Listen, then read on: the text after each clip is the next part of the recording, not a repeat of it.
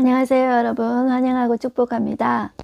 네, 오늘은 56일차입니다. 오늘은 율법을 지키라 라는 주제로 하나님 말씀 같이 나누겠습니다. 오늘의 범위는 신명기 4장에서 6장이 되겠습니다. 네, 우리 기도하고 시작하겠습니다. 사랑의 하나님 감사합니다. 오늘도 저희가 말씀 앞에 앉았습니다.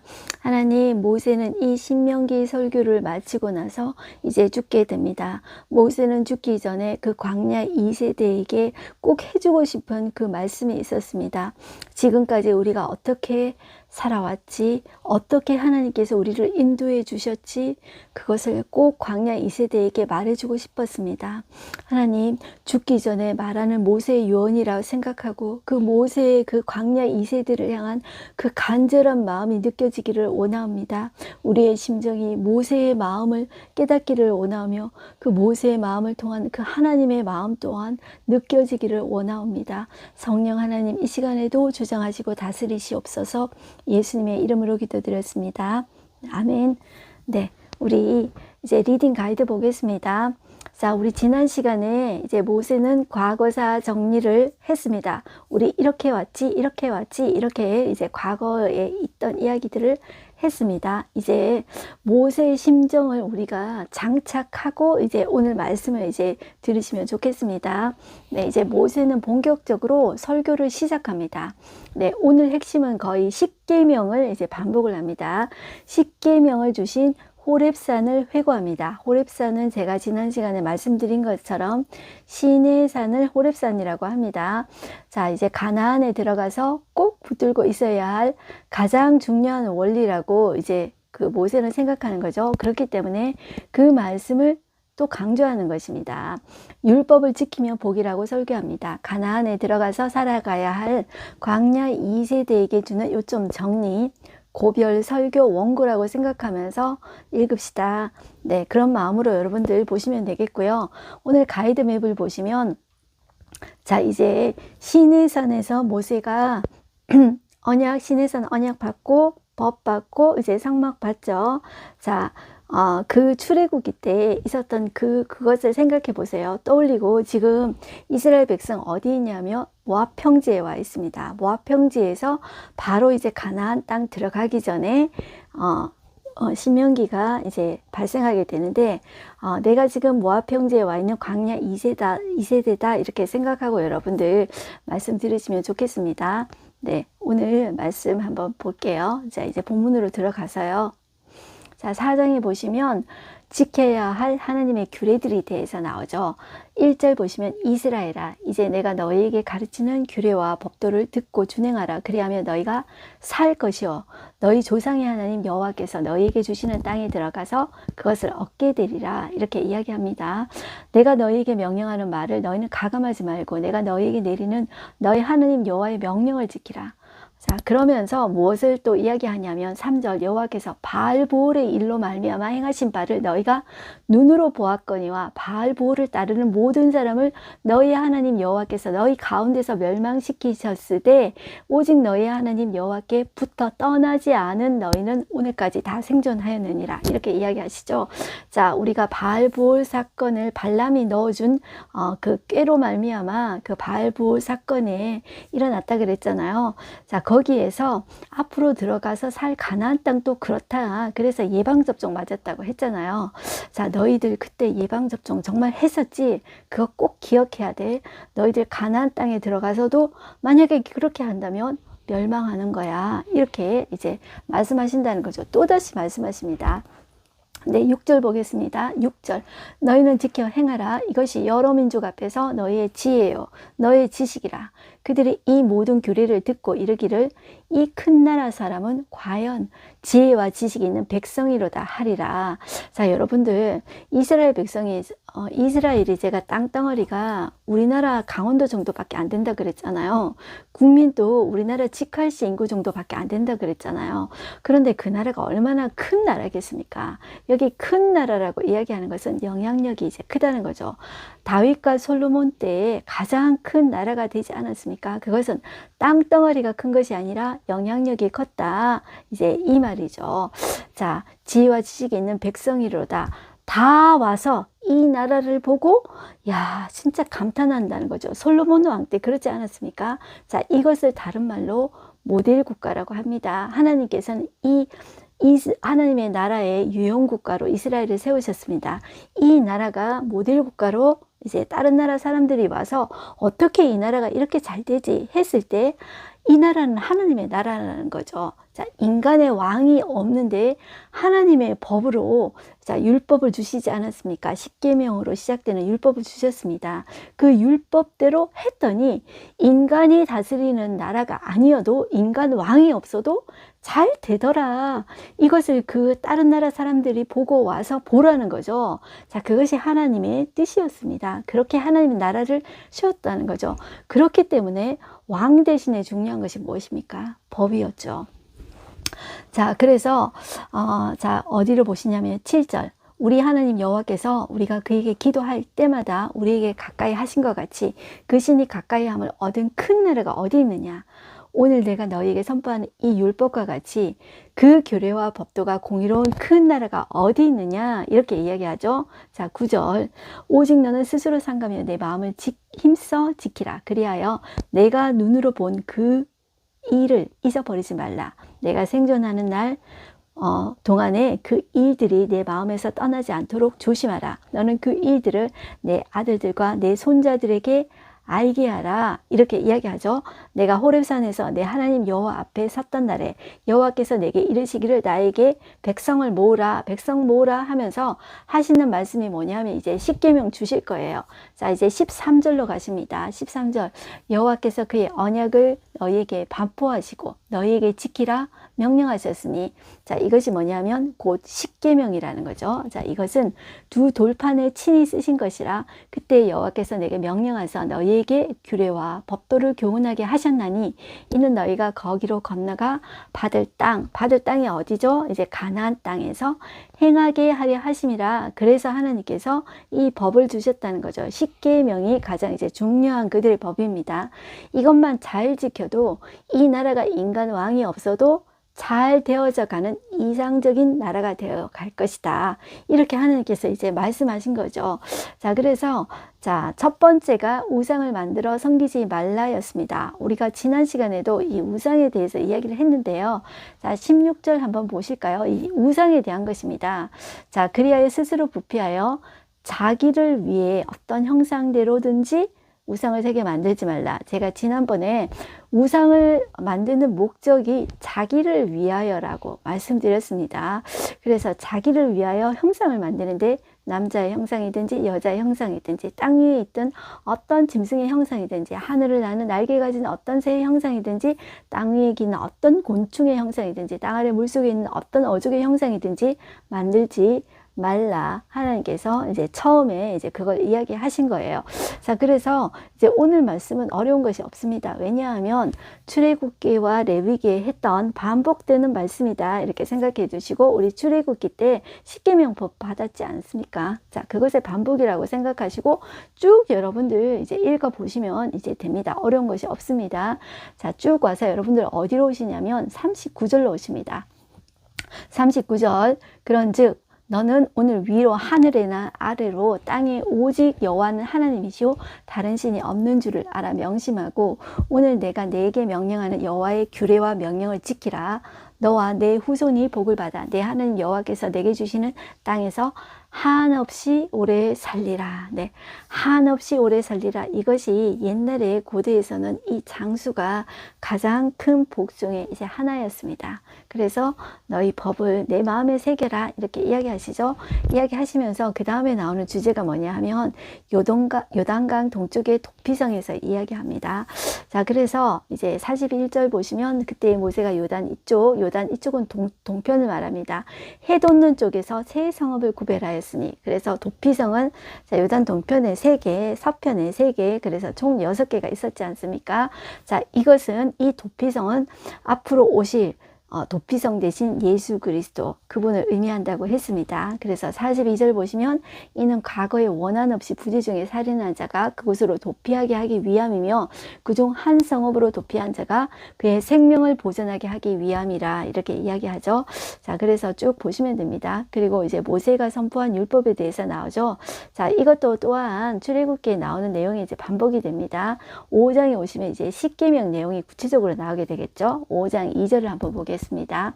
우리 하나님 여호와께서 호렙산, 자, 시내산에서 우리와 언약을 세우셨나니, 시내산 언약 세웠죠. 이 언약은 여호와께서 우리 조상들과 세우신 것이 아니요 오늘 여기 살아있는 우리 곧 우리와 세우신 것이라. 자, 어때요? 광야 1세대와 사실 세웠잖아요. 그런데 모세는 지금 광야 2세대에게 이렇게 이야기하는 거죠. 우리 조상들과 세운 것이 아니고 지금 여기 살아있는 우리와 세운 것이야.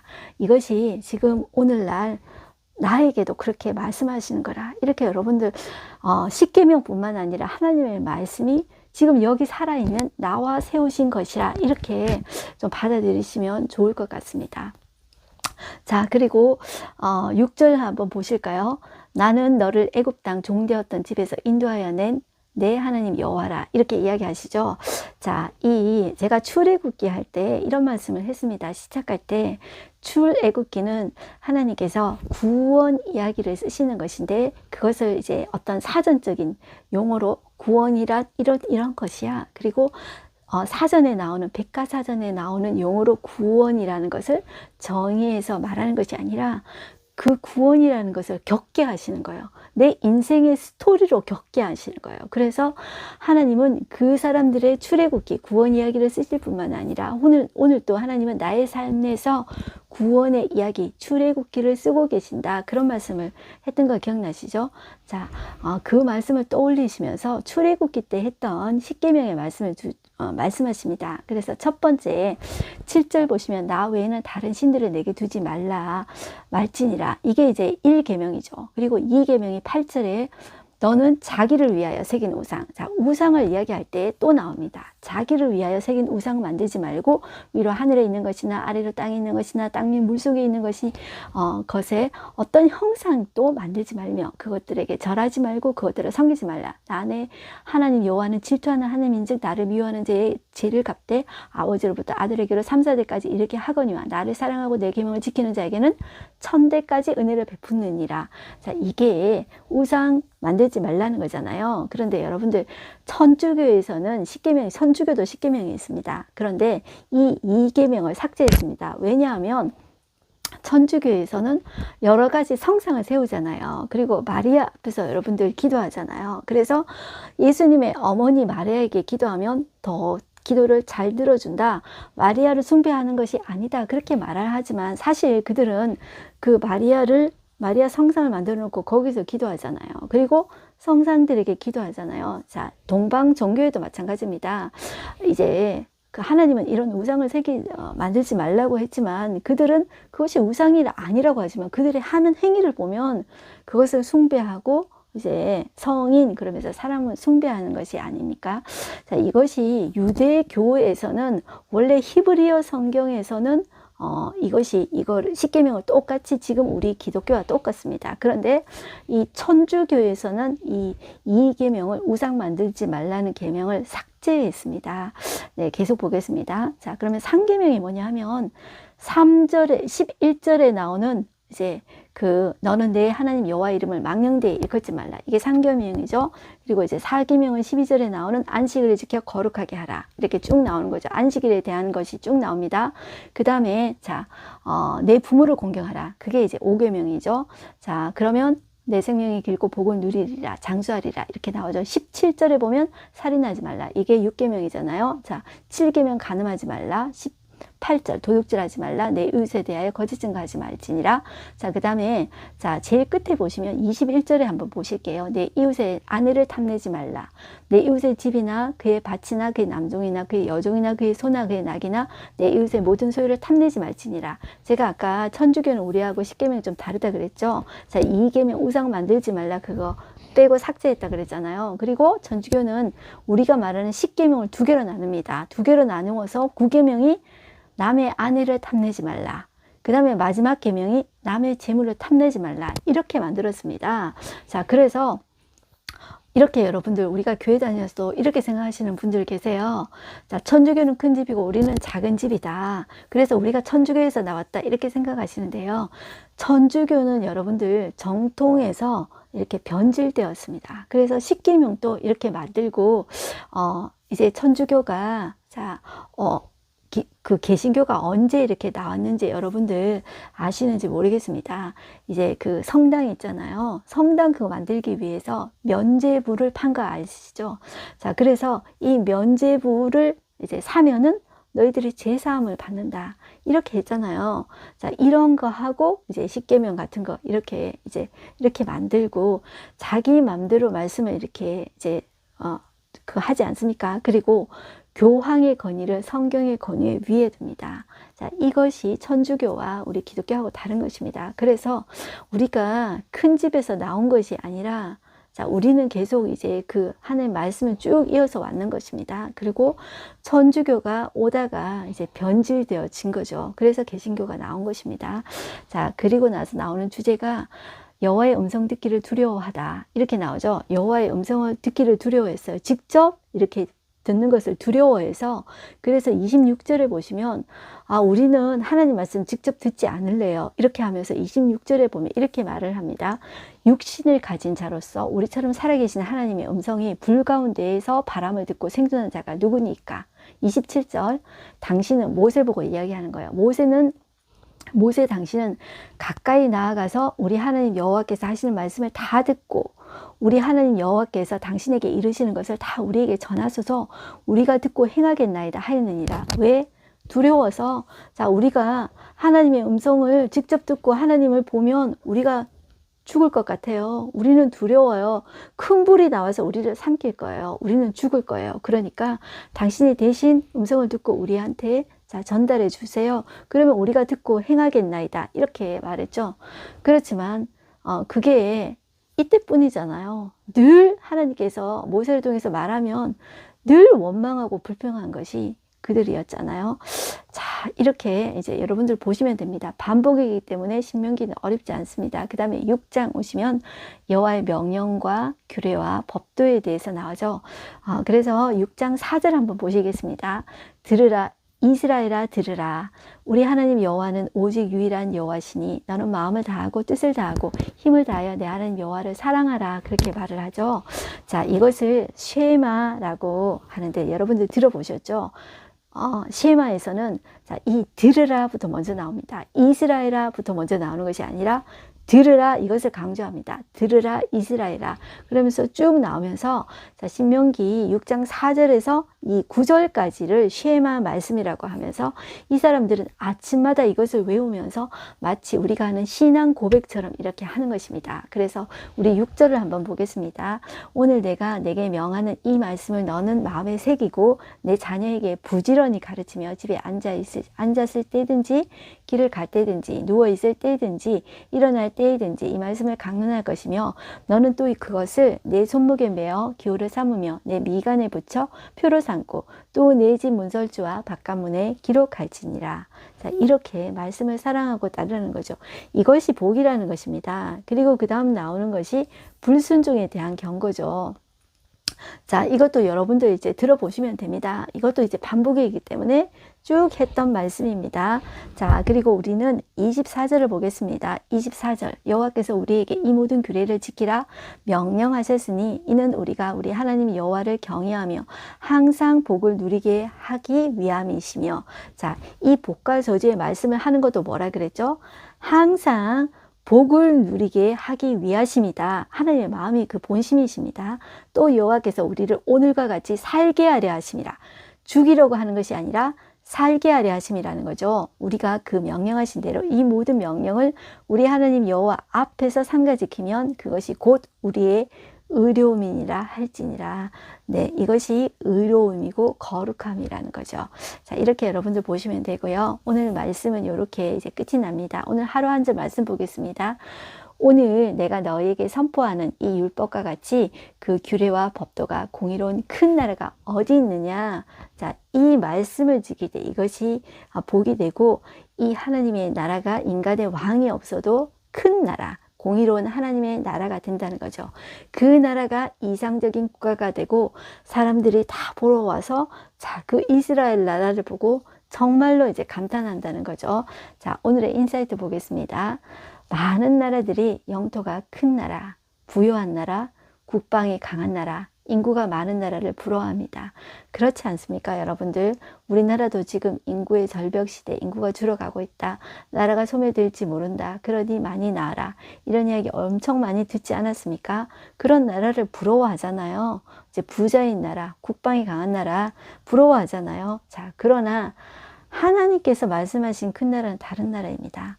이제 인구가 많다고 큰 나라가 아니고, 자, 그리고 돈이 많다고 큰 나라, 이제 국방력이 세다고 큰 나라가 아니라 하나님 말씀하신 큰 나라는 하나님의 법을 가진 공의로운 나라입니다. 자, 하나님께서 주신 법도는 공의롭습니다. 자, 이스라엘은 그 법을 가졌습니다. 세상에 자, 많은 나라가 있지만, 세상 나라가 있지만 창조주 하나님을 인정하는 나라가 이스라엘밖에 없었습니다. 그래서 하나님은 그 이스라엘을 통해서 다른 나라에게 창조주 하나님이 살아계신다. 그 하나님의 법을 지킬 때 우리는 정말 행복하게 잘 살 수 있다. 자, 그것을 이제 이야기하라는 거죠. 그것이 제사장의 역할입니다. 자, 하나님은 그 하나님의 공의가 하나님의 법을 통해서 강물처럼 흐르기를 이제 원하셨습니다. 네, 오늘의 이제 말씀을 다 우리가 나누었는데요. 여러분들 어떠셨습니까? 신명기는 여러분들 복습이다. 그렇지만 모세가 그 광야 2세대를 향한 그 절절한 마음, 그 안타까운 마음으로 한마디 한마디 말씀한다 생각할 때 여러분들 십계명과 그가 하는 그 복과 저주에 대한 그 말씀이 정말 이 딱딱한 게 아니잖아요. 자, 그 핵심이 사랑입니다. 하나님을 사랑해라. 그러면 너희도 복을 받을 것이다. 그 복이 어떤 정말 이렇게 세상이 말하는 그런 세상적인 복이 아니라 하나님 나라 백성의 복입니다. 그것이 진정한 행복입니다. 여러분들 그 모세의 사랑의 마음, 그 속에 하나님의 사랑의 마음이 흐르기를 원하고 하나님의 백성을 사랑하는 그 하나님의 사랑의 마음과 그 모세의 사랑의 마음이 흘러넘치기를 원합니다. 이것을 딱딱하다 이렇게 생각하지 않고 그 사랑의 마음을 좀 충분히 이렇게 느껴졌으면 좋겠습니다. 네, 우리 기도하고 마치겠습니다. 하나님 아버지 감사합니다. 오늘도 저희가 그 모세의 그 사랑의 마음으로 광야 2세대게 하는 그 말씀을 들었습니다. 하나님 그 안에는 하나님을 사랑하고 또 이스라엘 백성을 사랑하는 모세의 마음이 절절하게 흘렀습니다.